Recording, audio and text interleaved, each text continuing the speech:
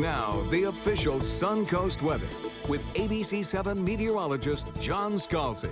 So we continue to watch some pretty quiet conditions across the Suncoast, though out in Gulf waters, there's been some activity. 75 degrees the air temperature, dew point comes in at 71. We have a northeast wind blowing at about 6 fairly lightly. That wind is going to continue with an easterly component for probably a 5 to 7 day stretch.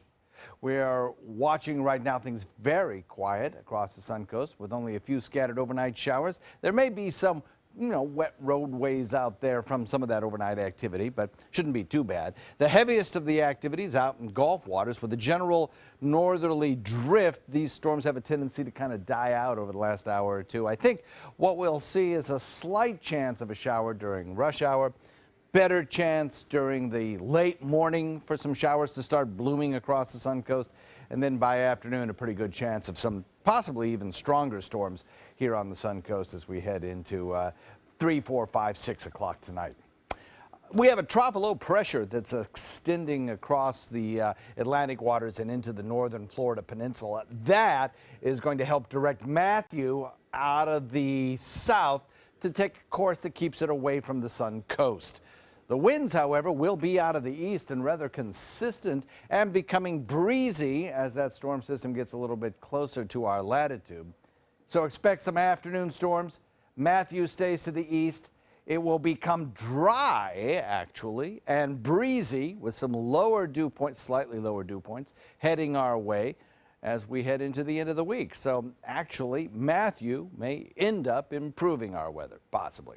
Or it may sling some showers back depending on whether it's a little closer to Florida, a little further away, whether it's stronger or less intense. But at the present time, with the hurricane forecast we have to work with, I will predict some drier, cooler, slightly cooler weather coming our way by the end of the week. Hurricane Matthew is still a 4. Category 4 storm, barely. If it dropped another mile per hour, it would be a Category 3, but still, it has a prolonged history now of sustaining Category 4 status. It was a Category 5 at one time with 160-mile-an-hour winds.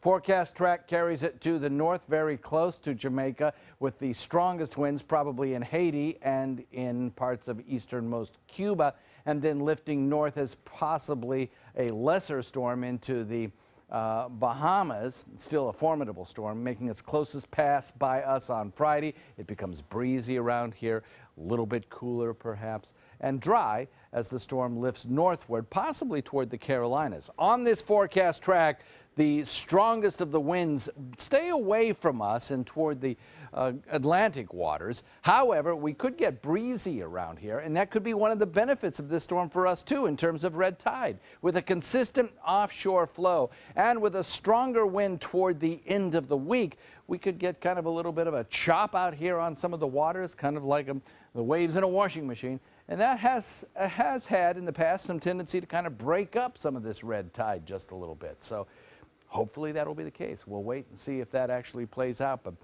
Thursday, Friday, Saturday, we could get some pretty breezy winds.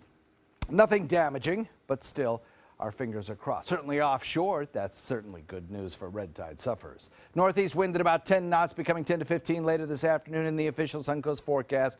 Calls for good chances of rain today, tomorrow with high humidity, then hopefully some lower humidity and some lesser chances of rain as the storm makes its closest pass to us. Back to you.